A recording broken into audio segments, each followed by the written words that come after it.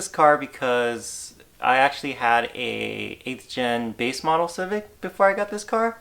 That was the car that got me around through like most of my college. My sister, she ended up getting her license and she needed a car for college, so my parents were actually car shopping for her and came across this SI. So they asked if I wanted to buy this SI and pass along the 8th gen base model to her, and of course I said yes. And it's basically the same chassis as the 8th. Obviously going from the base model 8th gen to the 9th gen SI, there's a lot more power because the engine's K24Z7. I actually did take the R18 out to the track.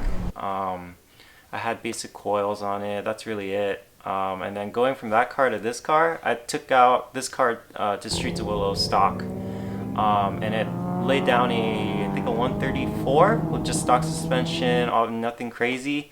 So the engine and the LSD in this car, huge difference. It's a known fact that the 8th gen SI has the better motor, the K20 in it. Because this motor, you can't do cams. It only has VTEC on the intake side. I really do like the torque in this motor. It's really nice just not having to rev it out just to drive around. As a daily that I drive 30,000 miles a year, I honestly can't complain. For the engine, it's basically intake, downpipe, and exhaust. This motor's weird. It's the Z7, so it's not actually a real header. It's like a downpipe like you see in turbo cars.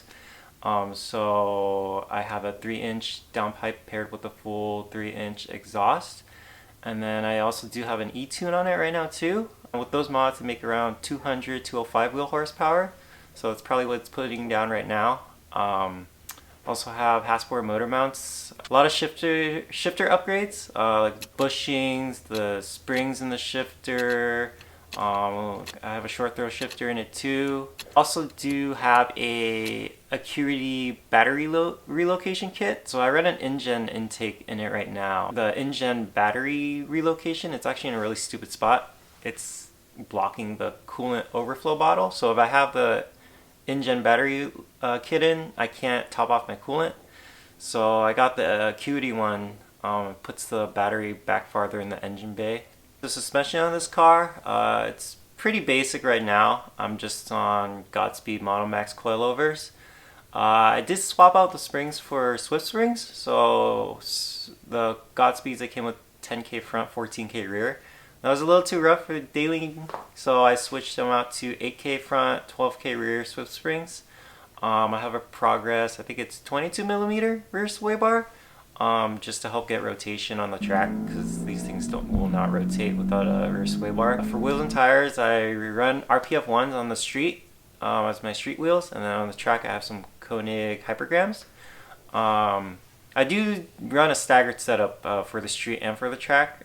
So I do a 17x9 on the front, and I do a 17x8 in the rear, just to get, as I said before, rotation out of the car, just because it doesn't want to rotate if it's square, in my experience. So I run a 255 up front and a 215 in the rear. So interior wise, the car is pretty much stock inside. It still has full interior, just because I daily it every day and drive so much. And I do like taking a lot of road trips with it and going camping and all that, so having the full interior is nice just for comfort and noise. Let's see, I do have a Acuity throttle pedal spacer. The spacer brings the pedal closer to the driver, so it's level with the brake pedal. It makes it a lot easier to heel toe. Shift knob, I have an S2000 shift knob in there just because it just feels better than the stock shift knob to me. It has a little more weight to it. Exterior wise, just side skirts, front lip. Those are all rep because Honda never made any factory parts for the sedan when it comes to lips and body kits.